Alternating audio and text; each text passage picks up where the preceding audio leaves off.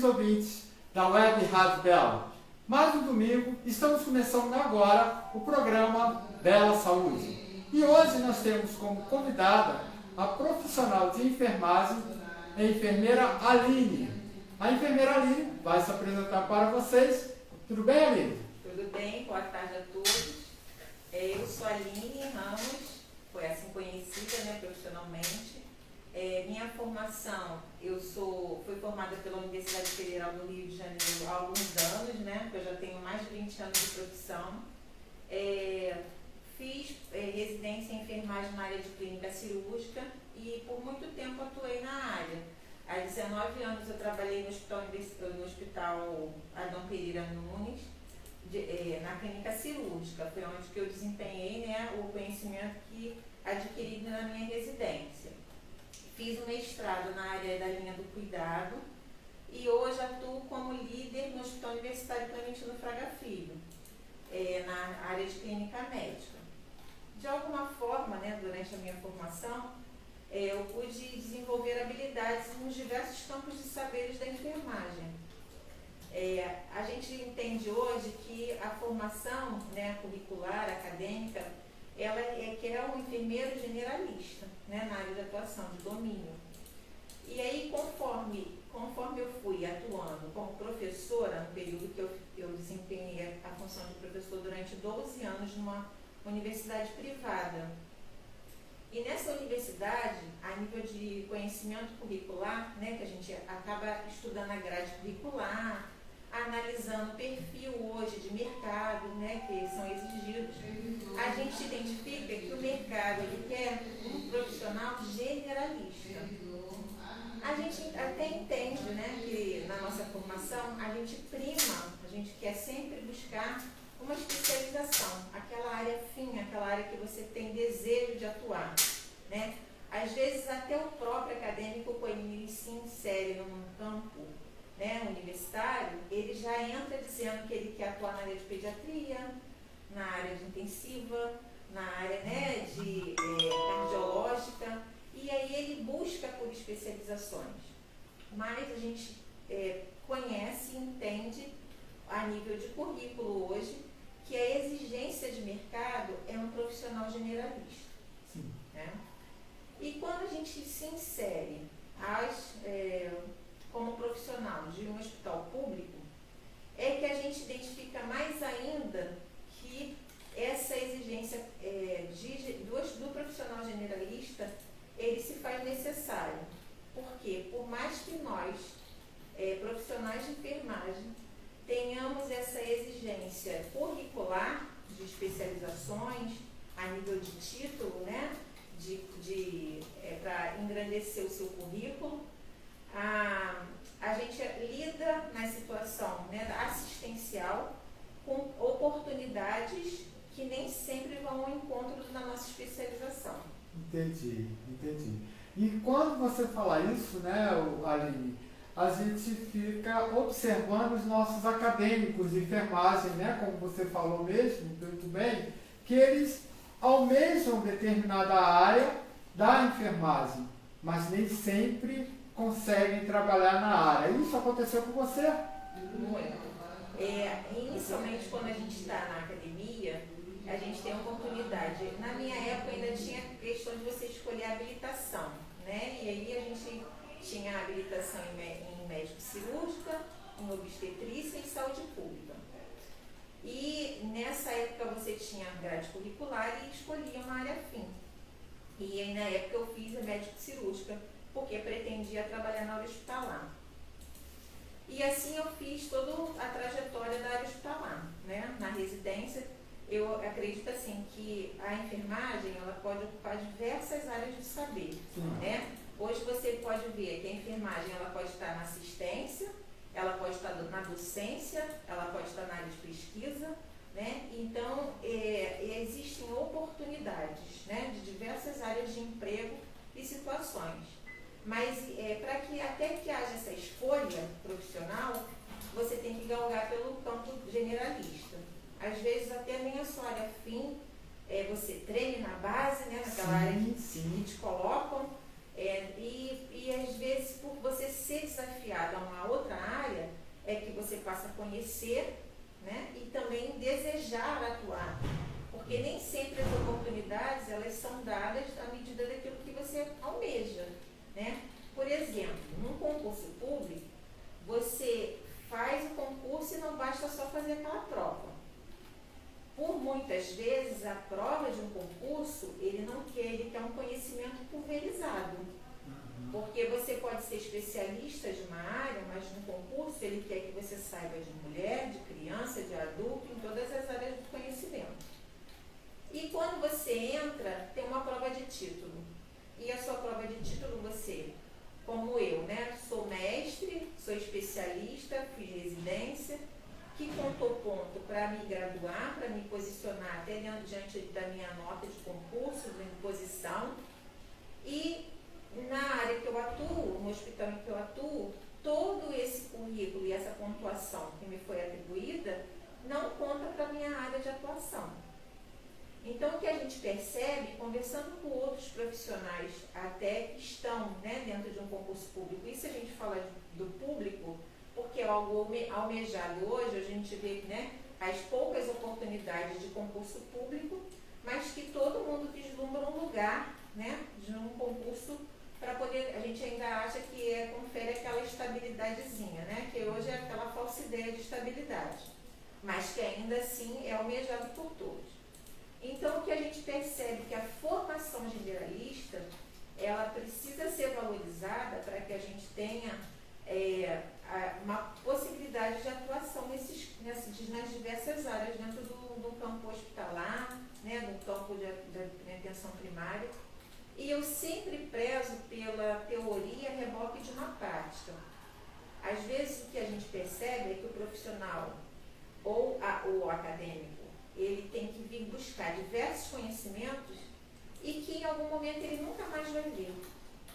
Porque aquilo ali passa a ser só uma informação e não um conhecimento. E quando você lida com uma situação em que exige a sua busca, porque você teve um enfrentamento diante daquilo, aí você vai adquirir um conhecimento. Sim. O conhecimento hoje é aquilo que você apreende, né? Então você pode lidar com outras situações e você vai saber, né? Vai ter aquilo ainda dentro de si para você poder associar, integrar aquela prática. E isso vem da própria prática da pessoa, né? Às vezes ela não teve a oportunidade de ver, mas ela busca porque ela precisa, né? Então é a teoria que vem a reboque dessa prática.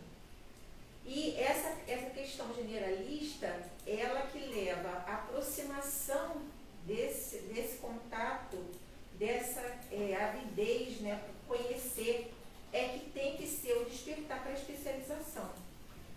Porque não adianta você sair de uma graduação, às vezes o que acontece? Você é um acadêmico, acabou de se formar e logo você escolhe uma especialização, porque você tem desejo de atuar naquela área. Alguns vão dar certo, porque eles se aproximaram e vão tentar buscar dentro daquelas áreas, num campo privado, numa empresa, né? Outros, eles vão buscar outras especializações à medida que eles forem inseridos ao mercado de trabalho, porque vai ser essa prática que vai exigir que eles se especializem. Então, nem sempre a especialização que você faz e que te dá título é aquela que você vai atuar. Sim. Então, pelo que eu estou entendendo, Aline, é muito mais fácil o enfermeiro generalista entrar num concurso público ou em qualquer área hospitalar, depois que ele já estiver estabelecido naquele setor, é que ele vai se especializar naquela área, aí sim ele vai casar uma coisa com a outra, ou você acha que não é também assim? A formação generalista, ela ajuda na condição da exigência teórica. Sim. No caso, quando você vai fazer um concurso que exige aquele conhecimento amplo dentro de uma prova. Sim. Só que a questão da especialização, ela vai te ajudar só no nível de titulação. Nem sempre aquela área que você vai ter a especialização é a área que você vai ser confortavelmente acomodado. Ah, tá. Então, às vezes, depois que você tem essa aproximação prática, é que você vai ter que buscar por uma especialização. tem as suas exceções. A exemplo, por exemplo, da oncologia. Um hospital oncológico, normalmente você vai fazer aquela prova, ou residência, ou concurso, e você já com seus títulos voltados para aquilo, para aquela especialização específica, você consegue galgar e aí consegue melhor posicionamento ali dentro do nível de concurso. Em outras áreas, não. Assim como, exemplo, um hospital privado. Você pode fazer uma prova, no hospital privado normalmente é assim que funciona, e tem vaga para CTI. Mas às vezes você não é da terapia intensiva, mas a vaga que estão te oferecendo é para o CTI. Eu nunca trabalhei em CTI, mas eles ajudam, eles aí treinam, tem, né, ali a educação permanente que vai te orientar e vão te dar essa oportunidade, principalmente se for primeiro emprego. Sim. E dali é que você vai ver se você quer aquela especialização. Ah, tá. Né? Porque aí você tem uma aproximação da sua prática e aí você vai se especializar porque a prática exige isso de você.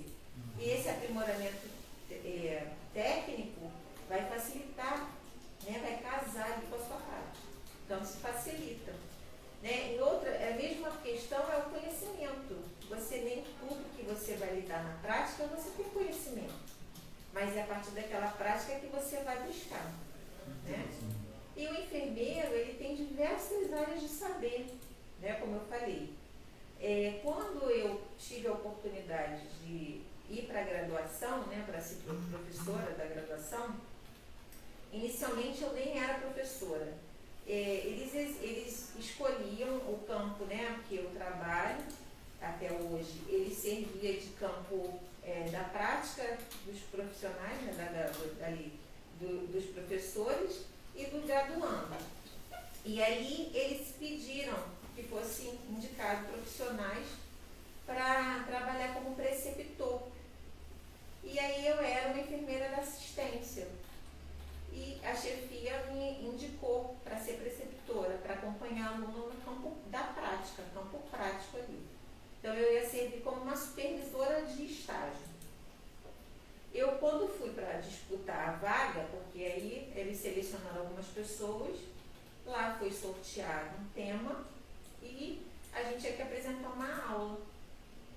E aí, nessa aula que eu apresentei, eu tive a aprovação. Entrei na faculdade como uma preceptora e tive a oportunidade, mas eu já tinha especialização, né? Eu já tinha residência e tinha uma pós-graduação. Dali eu fui convidada a professora assistente. Então a diferença é que o preceptor, ele trabalha só com a supervisão, né, em campos práticos.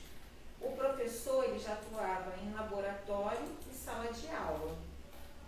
E aí eu passei a atuar como professora em sala de aula. E foi a partir dali que eu fui buscar o meu mestrado. Porque aí houve uma aproximação da academia e eu busquei a vaga do mestrado. Passei para a vaga do mestrado e continuei como professora mestre dentro dessa universidade, foi quando eu trabalhei por 12 anos. Né? Então, como eu falei, existe aquela busca, né, de sair da graduação. Não, eu não quero trabalhar na assistência, porque a gente convive com os alunos, porque eu vivi durante 12 anos dentro de uma universidade. Então, assim, a gente ouve o aluno, eu sou técnico em enfermagem, mas eu não quero trabalhar na assistência. Então, ele busca uma universidade na tentativa de sair da assistência, ele não quer mais. Então, ele quer ser o professor, ele quer tentar outras áreas, ele quer ir para a auditoria, né? Então, a gente sabe que o enfermeiro, como eu falei, ele pode ser um pesquisador, não necessariamente ele pode ir para assistência. Ele vai buscar outros campos de saber. Então, é o que eu falo assim, para mim, hoje eu já tive eu sempre fui assistencial. Eu já fiz alguns trabalhos de pesquisas, né? Porque no mestrado a gente faz artigos, né? Orienta alunos e a gente tem essa possibilidade de lidar com a pesquisa, mas sempre veio a reboque dessa minha prática. Porque até a aproximação do enfermeiro com o problema da sua prática facilita a pesquisa. Sim, sim. Né? É diferente daquela pessoa que nunca viveu aquilo que ela vai descrever, aquilo que ela vai passar. Né? Então, essa é uma teoria minha, mas que eu acho que está dando muito certo na formação e, pelo que eu vejo, é uma das formas, né, de lidar com os campos de saberes da enfermagem, né, os diversos campos. Então, assim, dentro desses campos de saberes, eu sou assistencial até hoje, eu já fui professora, fui da área acadêmica, né, iniciei a pesquisa, né, porque eu sou mestre, a gente diz que é o aprendiz de feiticeiro para o doutorado, que ainda prezo em fazer um dia, né, ainda hoje não está meio conturbado, mas eu pretendo fazer o meu doutorado. E já fui militar. Olha! Então, assim, que é uma outra possibilidade. Isso, e me considero, mesmo eu sendo especialista das minhas áreas, eu me considero uma generalista. Porque ao mesmo tempo em que eu estou na ponta, eu estou na atenção básica, né? Eu estou na ponta. Que a gente diz que hoje se preza pela entrada dos serviços de saúde, né? A gente sabe do Sistema Único de Saúde, que preza pelo quê? A regionalização, hierarquização, né, dos serviços, mas o que a gente entende é que ainda a população precisa compreender um pouco isso, né? Porque a gente vê que a entrada acaba sendo sempre pelo hospital. Sim. Mas é o que eu falo, a gente precisa de uma educação ainda, né? Mas da mesma forma que eu me vejo lá na atenção básica, eu me vejo aqui na atenção terciária, que é a nível hospitalar. Então eu penso que essa formação generalista, ela proporciona essas mudanças, essas necessidades e essa condição de lidar com o paciente, o cliente, nos diversos. Então, assim, a gente acaba integrando. Eu não me vejo, por exemplo, numa área hospitalar, na minha área de atuação, sem que eu não seja uma educadora. Porque a cada dia você vai orientar, né? Você vai mostrar para aquele paciente como faz, como deve, né, proceder. Você orienta para uma alta, você orienta para um cuidado. Então, de qualquer forma, essa associação de saberes, ela se dá em qualquer campo. Sim.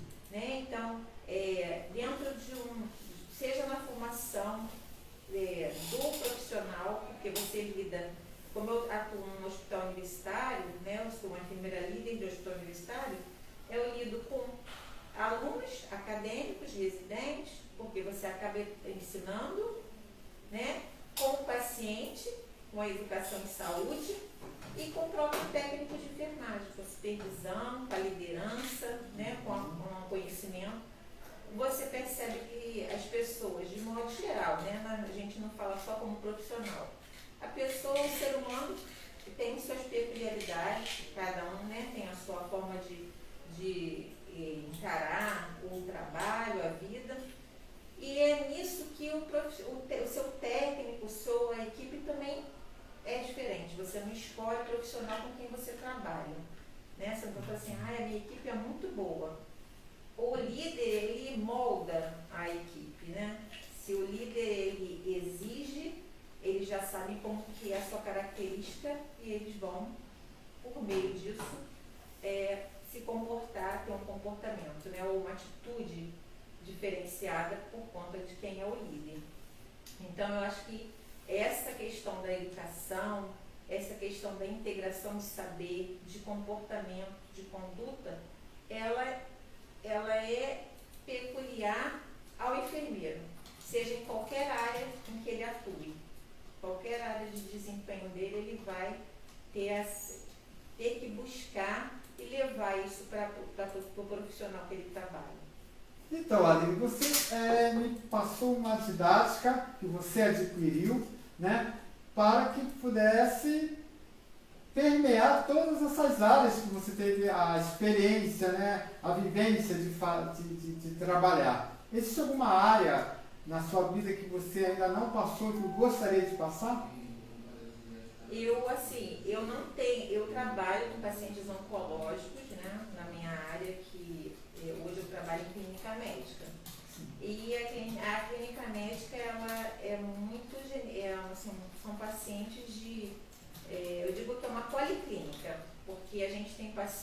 de todas as especialidades em uma. Eu falo, meu Deus, mas isso não é clínica, isso é oncologia, isso é reumato, isso é cardiologia, e a gente tem tudo dentro de uma clínica médica. Mas, assim, especialização eu não tenho na parte oncológica. Apesar de eu trabalhar com pacientes da oncologia, é uma área que eu acho que é muito peculiar.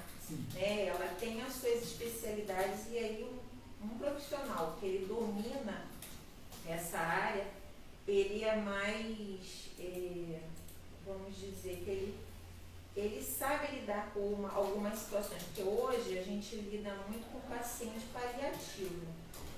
O cuidado paliativo, hoje ele está em alta, até pela questão da terminalidade de vida, né?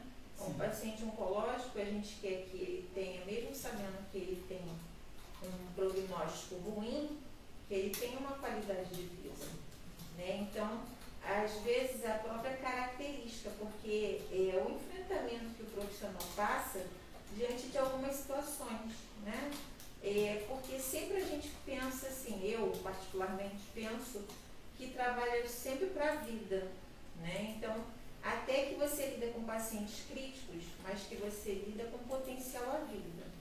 Então, essa parte de cuidado paliativo, de oncologia, se aproxima muito da morte, E aí talvez seja um problema até pessoal, com a questão de lidar com essa situação. Porque sempre foi a minha característica de lidar com a vida, de trabalhar pela vida. Tanto é que eu até passei, me expressei em falar da questão de trabalhar na atenção primária até a terciária, mas a gente sabe que a gente tem perdas, Perdas dos pacientes, eles têm um ciclo de vida e é natural, a gravidade da doença leva à terminalidade. Sim. Mas a oncologia, ela te aproxima muito mais ao paciente terminal. E é uma das especialidades que eu não tenho esse domínio, talvez até por ter esse enfrentamento. É uma coisa que eu ainda preciso me preparar para lidar com essas situações. É um paciente que eu tenho muito na minha prática, a gente faz pelo paciente, e lida com cuidado paliativo, mas não é uma área de domínio minha, nem de desejo, de trabalhar, mas que eu preciso me especializar para trabalhar melhor nessa área. Sim. Nós tivemos aqui, no início do ano, a enfermeira Nara, quem me acompanha lembra, ela é a enfermeira oncologista do Grafei Guilherme. E ela falou maravilhas, do trabalho dela após a especialização, que na verdade ela caiu de paraquedas, mas ela se apaixonou, e ela fala muito das questões da particularidade da quimioterapia, de você trabalhar com cada paciente com uma quimioterapia e esperar aquelas reações. Quando você fala para mim as questões do cuidado, o paciente oncológico, ele requer, um cuidado específico. E isso você já está atuando nesses cuidados específicos? Eles são um pouquinho diferenciados. A gente não tem a gente tem enfermarias mistas, Assim, digo mistas em termos de diagnóstico. Enfermaria masculina, feminina, mas tem épocas em que a gente pega uma enfermaria de 5 leitos e 4 todos são da oncologia. Então a gente acaba trabalhando com as especificidades da oncologia, porque a gente encaminha o paciente para radioterapia, a gente instala a quimioterapia, Então ali é feito um mapeamento de área para rádio, O diagnóstico, às vezes eles fazem uma biópsia e aí se aguarda, é o momento em que é dado o diagnóstico do câncer, para o paciente. Ele fica aguardando o resultado. Então a gente lida com as emoções daquele paciente, E é o que eu falei, é uma teoria que ele vem a reboque dessa prática. Eu não sou especialista, mas a gente acaba buscando um conhecimento para lhe cuidar melhor. Mas é uma área que gera o enfrentamento do profissional. né? Porque assim, a gente engrandece o profissional que trabalha nessa área, a gente dá mérito e todo o valor que ele tem por ele trabalhar com essa especialidade, mas é aquilo, não é uma área afim, até por questões pessoais, questões de enfrentamento com essa situação. Aí a gente tenta fazer o melhor, é óbvio, a gente se colocar no lugar do outro e sem qualquer área, independente do diagnóstico, né? A gente sabe que não é só o câncer que tem a terminalidade, né? A gente lida com idosos que entram no cuidado paliativo, com doenças degenerativas, com síndromes que levam à terminalidade, né? Paciente que é definido como fora de possibilidades terapêuticas no hospital e que nem sempre é pela oncologia, mas o prognóstico da doença e a evolução da doença no hospital, ela requer um preparo profissional também para lidar. Ele desperta em você algumas emoções, né, para lidar com o outro nessas situações, né, e até a própria se colocar no lugar da família, a forma de abertura em que a gente tem, né, dentro do hospital, a conduta que a gente se aproxima de apoio, né, a rede de apoio dessa família querida, do próprio paciente quando ele tem esse diagnóstico. Isso aí a gente consegue ter essa rede dentro do hospital, mesmo não sendo no meu setor a área de especialidade da oncologia. Entendi. Quando você fala da questão da família, né, a gente deve realmente entender os momentos em que ela está passando e que ela não sabe o que está acontecendo, né, com o meu ente querido. Então, na verdade, quando você me diz desses pacientes, você não trabalha sozinha só na enfermagem, né? Você precisa de uma equipe para interagir com ele, né? Aonde você trabalha? Quais são as equipes, quais são os especialistas, melhor dizendo, que trabalham junto com esses pacientes? É porque a gente tem uma residência multidisciplinar. Então, nessa residência a gente tem fono, fisioterapia, a terapia ocupacional, a enfermagem envolvida, né, a residência médica junto, a psicologia. Então, é uma equipe multiprofissional que atua junto a essa clínica, né? Sim. E aí, diante dessas situações, eu digo que a gente tem um privilégio da aproximação de um médico junto à equipe. A equipe e até a família e o paciente. Então, quando o paciente ele tem um diagnóstico, né, de câncer, ele vai ser avaliado pelo prognóstico da doença, né, pela terapêutica possível, e quando é detectado que é um cuidado de fim de vida, né, já é um cuidado já da terminalidade de vida, porque existe o cuidado paliativo, né, aquele em que o paciente ele pode levar 6 meses, né, até ele vai embora para casa, ele tem um prognóstico, né, reservado, uma terapêutica que ele não tem mais o que fazer por ele, o médico define que é fora de possibilidade, mas ele entra no cuidado paliativo, né? Ele vai para casa, ele pode ter outras internações, mas não necessariamente terminal aquele momento. E a gente tem pacientes que já são fechados, né, como terminal, que é aquilo fora de possibilidades. Ele vai definir como ele não vai invadir mais, ele não vai nem entubar se for o caso. E a família, ela opta por isso. Né? Então, quem define hoje se o paciente ele vai sofrer algum procedimento invasivo ou não e vai definir paliação é a família. É a família. Né?